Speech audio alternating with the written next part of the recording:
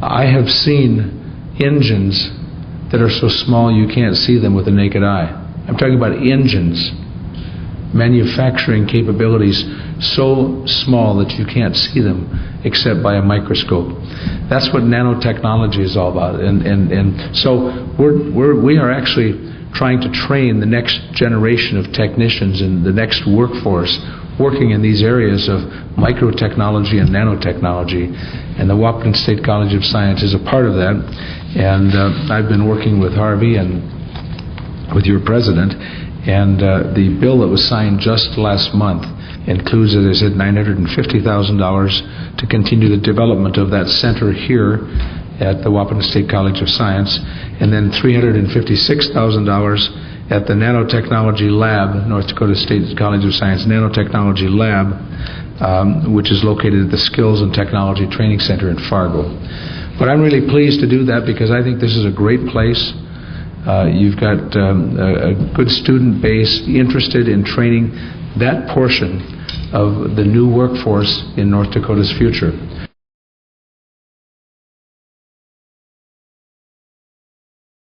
We're doing unbelievable things, and it's just a start. But rather than have all of these developments elsewhere and then send our best and brightest kids to go work there in Denver and Minneapolis and Los Angeles and New York and Chicago, we can do that here. We can do world-class things here. And that's what this vision is about. And this college is a part of that vision in terms of training the workforce.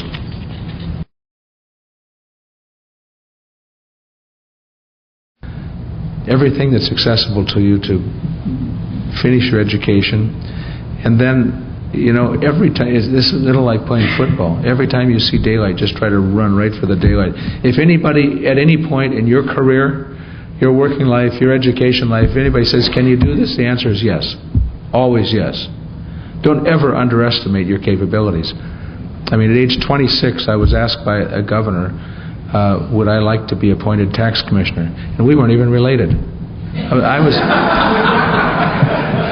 was the most surprised person in the world to be appointed as a state constitutional officer at age 26. Very unusual. But maybe he saw something in me, I don't know. But at any rate, he asked me, would you be able to do this? And the answer is absolutely. I didn't have the foggiest idea. But I'll tell you one thing.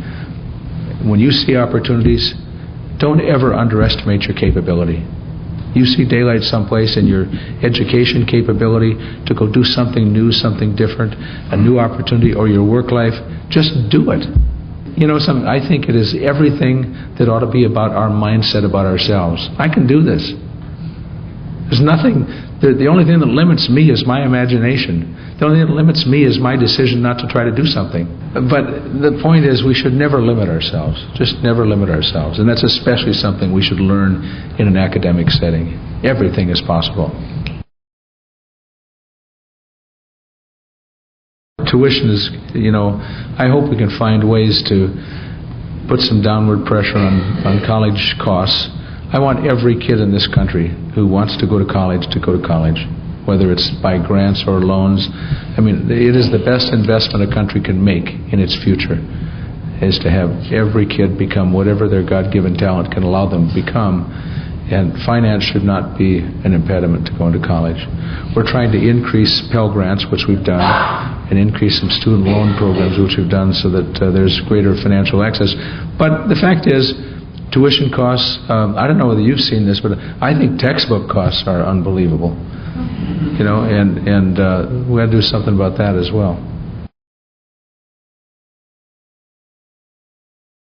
A lot is happening in this country right now. It requires all of us to be helpful and hopeful. And I don't think, you know, the old story that bad news travels halfway around the world before good news gets its shoes on. You watch the 24/7 news, they're not showing you a lot of good news. It's all the bad news. And I understand that. But there's a lot of reason to be hopeful. This country's been in holes before and lifted itself out, and we will again. This economic crisis, financial crisis, is tough.